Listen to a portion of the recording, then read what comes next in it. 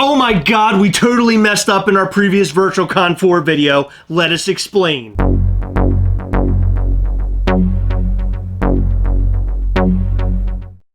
Welcome to the Gastlecast. I'm Chris. I'm Heather. On this episode, we're going to talk about the mess that we made on our previous VirtualCon 4 video, and I feel really dumb about it because we had a lot of comments asking a lot of questions that were pretty much the same. What I stated was, now don't try and be sneaky, because they are not going to give you a lottery spot if you have multiple accounts with the same address. But I feel like I wasn't very clear because we had so many people asking questions about that. The reason I said that was because under the FUNKO VirtualCon 4 exclusive access promotion terms and conditions, it states, all entries must be submitted by the individual entrant.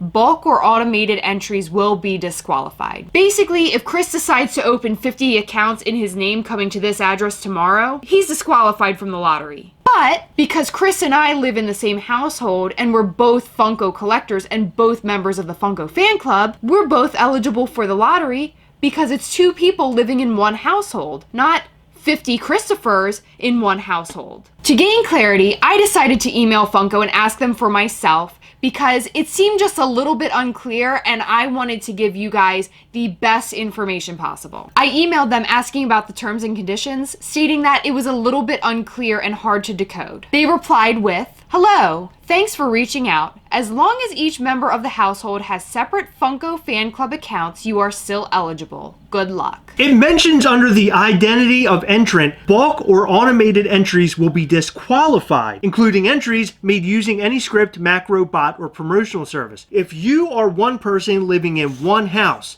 and you make up several accounts under different names, Chris Gast, Harry Gast, Jack Gast, and use all the same address, how are you proving that you are a real person? And how is Funko determining that you're a real person? They can probably see when the accounts are created. I would imagine a bot or something similar would make all the accounts back to back to back to back. If I had my mother and father living with me and they're not Funko collectors and I wanted to win the lottery and I asked them to sign up today in order for me to get into the lottery, does that look like a bot? Does it look fake? Is it a bulk ad? They didn't give us any number when it came to bulk additions, like maybe only 5 people per household or 10 people per household.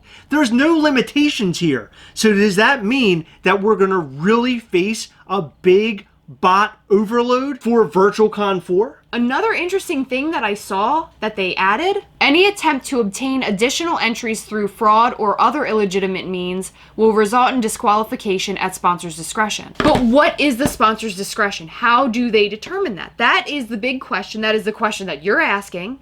That's the question that we're all asking. How do we know that this is true bot protection?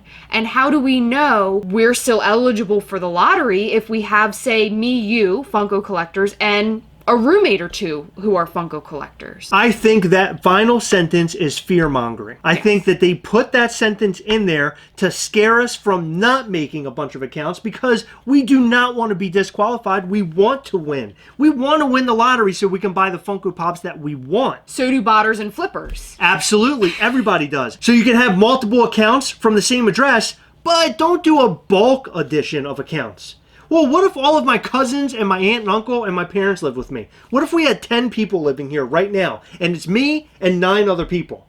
And I have all 9 other people put in accounts at the same address because they live there, all at the same time, so I can possibly win the lottery. I just want to know what makes it spammy or bulky or whatever. None of these rules make any sense, and they seem very quickly put together. Now, I can tell you one thing.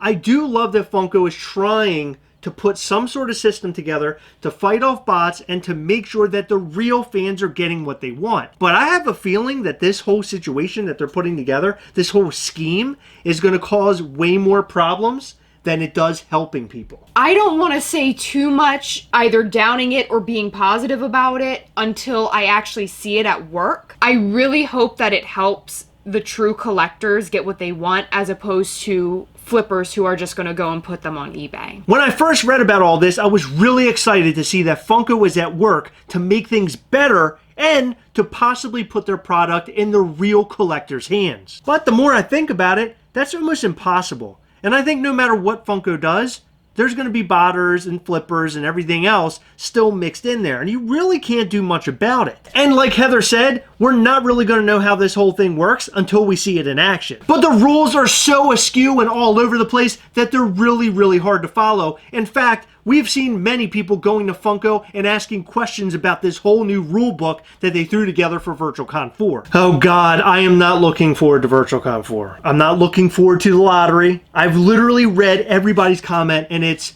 I'm not lucky enough to win the lottery. And honest to God, I feel exactly the same way. Same here, but there's two of us, so maybe one of us will get it. Or Harry Gast will get it, or Jack Gast will get it. Okay. Guys, what do you think about this situation with VirtualCon 4? Are you excited about the lottery? Do you hate the idea? Do you think that all of the rules are totally bogus? Bogus? That's not what you would normally say. Oh, you're right.